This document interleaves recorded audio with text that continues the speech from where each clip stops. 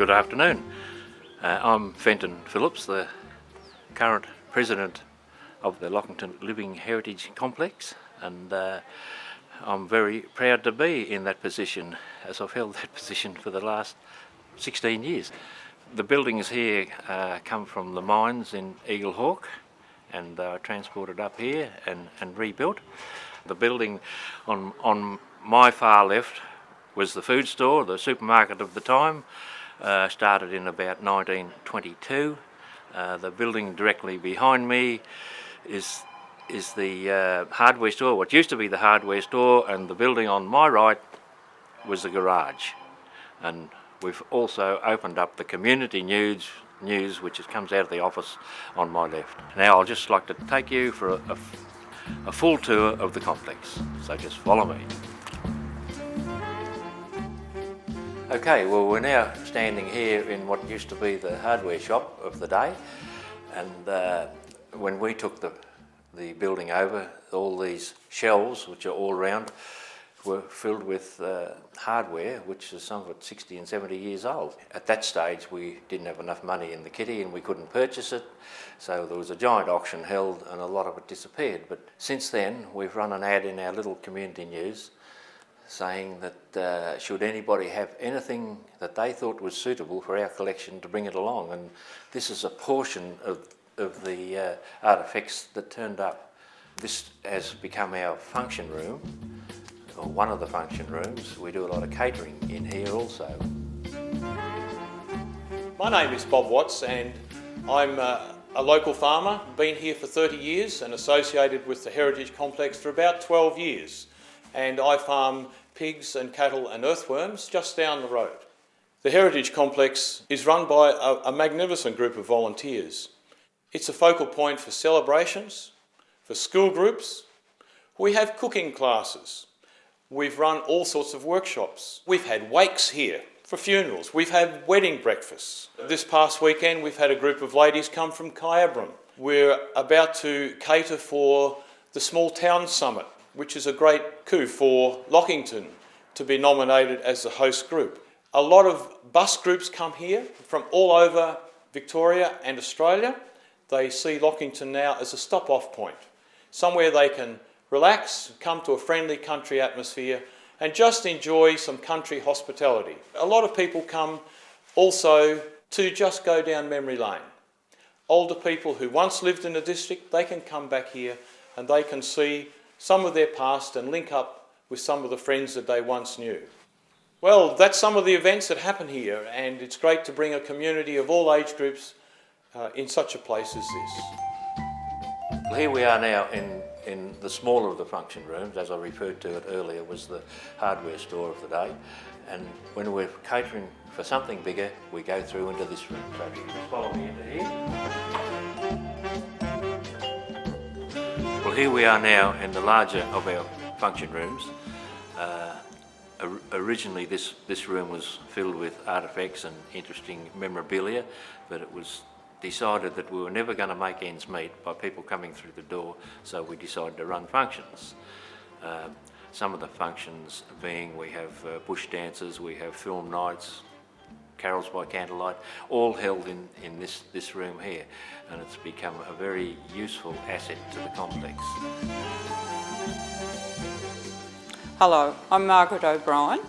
I joined the Heritage Complex in about 1996, shortly before they opened in 1997. At the time I was studying history as a mature age student, and it seemed to me that I could use my study to help the other committee members here, and it would help me to get to know the district.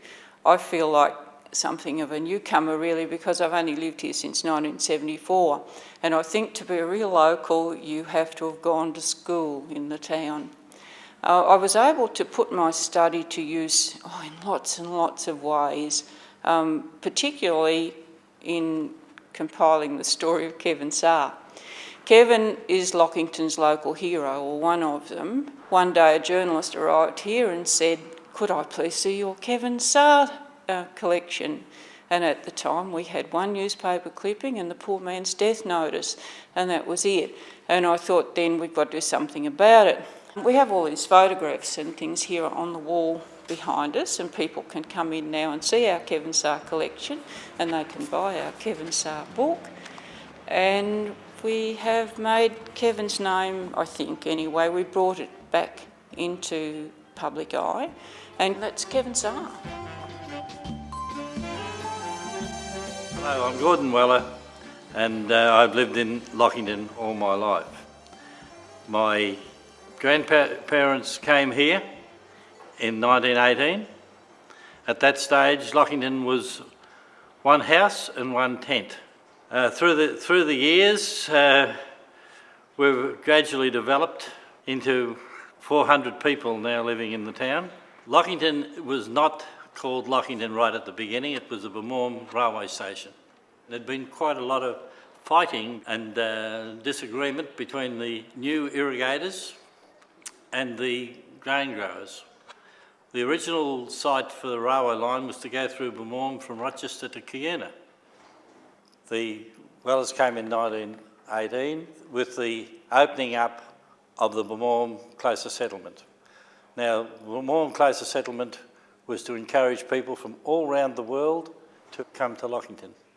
Grandfather was one of the few actually Australian-born to come to Bemorm. Basically, when that happened, the closer settlement was being run by the State Rivers and Water Supply Commission, and you were given a purchase lease. One of the charters of the State Rivers with the closer settlement was that you were to have sufficient water for a man to make a reasonable living. In 1956, we had the heavy rains and the destruction of the orchardists. From then on it became dairying, and we moved into probably one of the dairying areas of Victoria. Right now, as we've covered those other two rooms, moving right along, we're now in what used to be the hardware, part of the hardware stock. This was the timber rack, which was associated with the hardware store. If you wanted a piece of timber, you come to this area here, it was all in racks, selected your bit of timber, and they took it out through the office when the office wasn't there. And following on from that, the community news, the Lockie News, which is this little paper here, it comes from behind that door there, and there's a band of volunteers, girls, which print it, edit it, and all the local news is in it, plus a lot of ads. Hello, I'm Beryl Marshall and I'm the editor of the Lockington Community newspaper. I took over in July 1986 and have been ably assisted by many helpers over that period of time. It's all done voluntary, except now the printing of the paper. We started off the community news on manual typewriters, and it was photocopied at the school here in Lockington. And then we graduated to electric typewriters. And then when computers came into the fore, we were invited to go to the Lockington Consolidated School, where we started doing the paper on computers. And this heritage complex was then created. We decided to share the office with the heritage complex so that they could use the computers as well as ourselves. It's a free paper to the community. The advertisers and donations are what keep the paper running. And the way that the community do know of what is happening is through our paper, the Lockington Community News.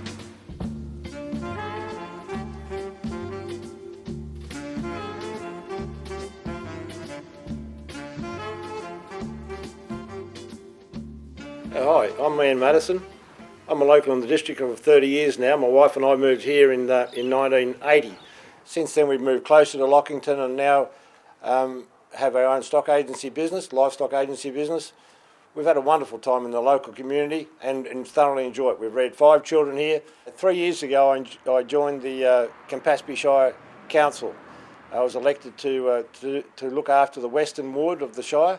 Since I've been on council, I've become very aware that the Lockington Living Heritage Complex is so important, not only to the local community, but to the whole Shire. Because of what it's achieved has encouraged other communities to look at what they can achieve. You know, every area, every region has history. One of the really important things is that there's some people around that are prepared to capture that history. And when that history is captured, people become interested, and the pride really does come out. You need one person in your community, you need two people. The more you've got, the better results you'll get, and you'll all be proud.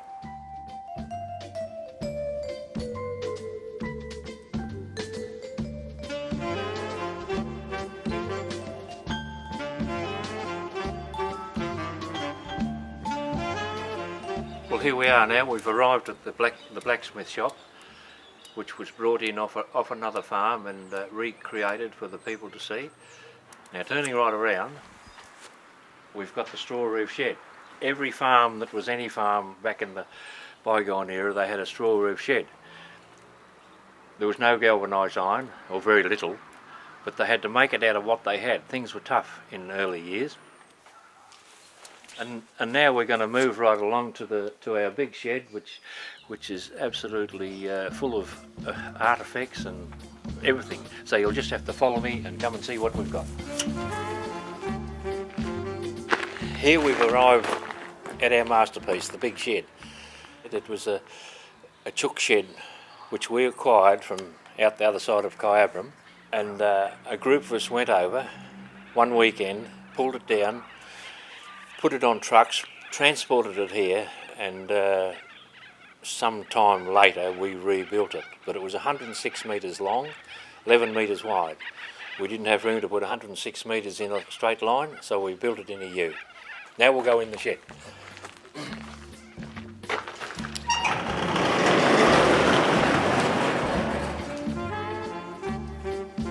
Well, here we are standing outside this magnificent tram, which was beautifully restored by our resident restorer here, as in Bernie Crumpler. Bernie, where did we acquire the tram? Well, it's a cable tram. The cable tram system in Melbourne started in 1885 with 20 fully imported trams, and thereafter they were made in their workshops in Nicholson Street, and at a rate of about 60 trams a year, and by 1888 they were up to tram number 214, which is this tram. Now where was this tram originally? Bon Williams donated the tram to us some years ago. Bon slept in it for 30 years, and it sat on the farm there for a number of years more, sitting under trees, and the roof rotten and the sides rotten. But when he finally retired altogether, he donated the tram to the Heritage here, where we've had the opportunity to restore it.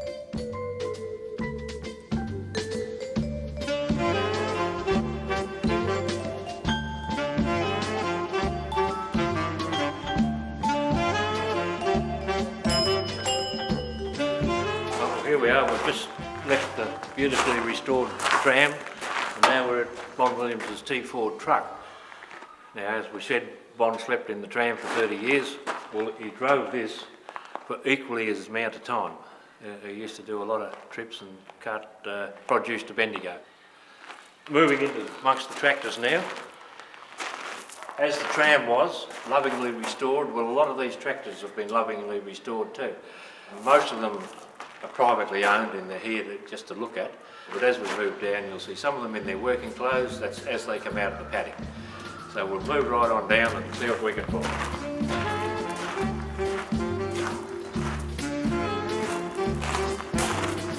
As we're nearing the completion of the tour, we've arrived here at the most talked about thing in the shed. It's a pop-top caravan manufactured by the owners of the shops, as in Huey O'Brien. He made it to go on his honeymoon in, and rumour has it that he didn't make the reception, they nicked off in the caravan. This is fairly unique. It's a pop-top caravan manufactured right here in Lockington. This section here comes right down to there and making the whole thing only this height. We believe it to be the first one ever made. He was way ahead of his time, and Jayco now manufacture thousands of them. Well, now, as we've left the shed, you've seen most of the things in the shed. I thought it would be remiss of me not to show you these two unique machines which are out in the yard here. Now, this one only came in yesterday, but it's a drag line used primarily for for cleaning and maintaining the irrigation system in this area of the bygone era. And this machine over here is a Connor header, designed and made by Tom Connor, who worked out of a factory in Sunshine.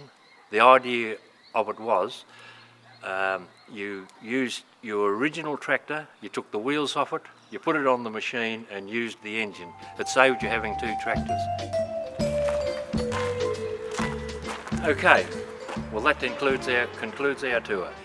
I'd have to say this complex has gone way beyond our wildest dreams, and it gives myself a lot of pleasure and everybody that comes to see it a lot of pleasure. There's many and varied articles within those doors and out here now. So hope you've all enjoyed it. Thank you.